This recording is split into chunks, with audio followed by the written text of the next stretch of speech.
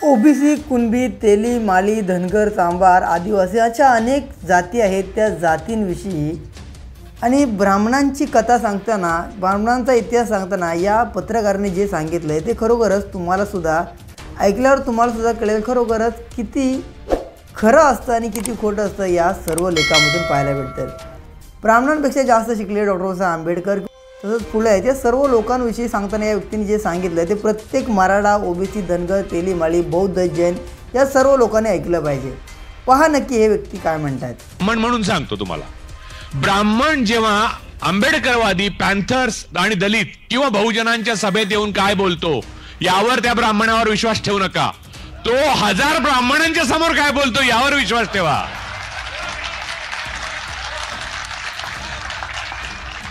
ब्राह्मणांची सत्ता नसते तेव्हा ब्राह्मण वागतो तो खरा ब्राह्मण नव्हे, ब्राह्मणांची सत्ता असते तेव्हा वागतो तो खरा ब्राह्मण। तो आज तुम्हाला दिसतोय। ब्राह्मणवादाचा उगम आणि संपूर्ण जीवन या मनुस्मृतीमध्ये आहे।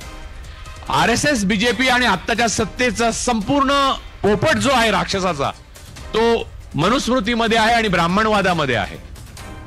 त्यामुळे आपण एक अत्यंत गतानुगतिक मध्ययुगीन संस्कृतीचे पाईक आहोत आणि आपल्यामध्ये कोणीही ब्राह्मणवादाचं कुंपण आज तगायत ओलांडू शकलेलं नाही जे डॉक्टर बाबासाहेब आंबेडकर ओलांडू शकले, ज्योतिराव फुले ओलांडू शकले, छत्रपती शिवाजी महाराज ओलांडू शकले। पण गागा भट्टाने महाराजांचा राज्याभिषेक केल्यावर सांगितलं की तू सर्वांचा राजा आहेस पण आमचा नाहीस, म्हणजे ब्राह्मणांचा नाही।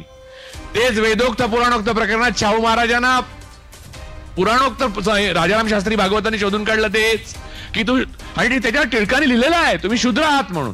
त्यामुळे आज जे मराठे समजतात की आता उपमुख्यमंत्रीपद नंतर मुख्यमंत्रीपद आणि त्याच्यानंतर पंतप्रधान पद, त्यांना लक्षात घेतलं पाहिजे की थिओक्रसीच्या जोरावर जे शासन संस्था उभी राहते त्याच्यामध्ये तुम्हाला गावकुसा बाहेर जाण्याची पुढची पायरी आहे। उपमुख्यमंत्रीपद तर दूरच, तुमचा कामापुरता मामा आहे, इथे कामापुरता काका होता। तर मूळ मुद्दा असा आहे की मनुस्मृती ही मनातनं मारली पाहिजे आणि ती पहिले आपल्या मारली पाहिजे। आणि ब्राह्मणावर जोपर्यंत ते ब्राह्मण बहुमतात असताना सुद्धा त्यांच्या विरुद्ध बोलत नाहीत तोपर्यंत विश्वास ठेवू नका। ब्राह्मणवाद नेहमीच कोणत्याही साध्य साधन सुचिताविना खेळत आलेला आहे आणि इथे तर फॅसिस्ट आणि ब्राह्मणिझम यांचं कॉम्बिनेशन आहे। दिस इज डेडली कॉम्बिनेशन। या विधानावरती तुम्हाला काय वाटतं, तुमची प्रतिक्रिया काय आहे ते सुद्धा नक्की कमेंट करा आणि जर चॅनलवर नवीन असाल तर नक्की सबस्क्राइब करा।